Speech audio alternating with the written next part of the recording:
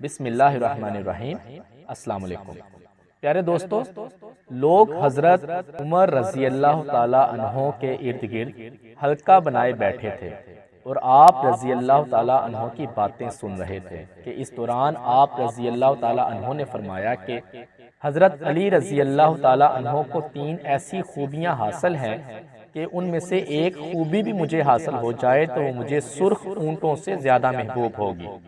لوگوں نے مشتاق ہو کر پوچھا کہ اے امیر المؤمنین، وہ 3 خوبیاں کون سی ہیں؟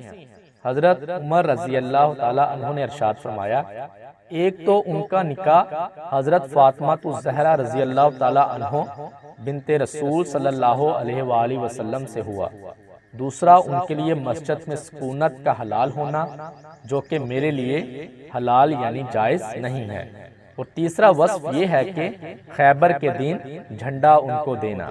پیارے دوستو، یہ 3 وہ خوبیاں ہیں جن کے بارے میں حضرت عمر رضی اللہ تعالیٰ عنہ نے ارشاد فرمایا کہ ان میں سے ایک خوبی بھی مجھے حاصل ہو جائے تو وہ مجھے سرخ اونٹوں سے زیادہ محبوب ہوگی۔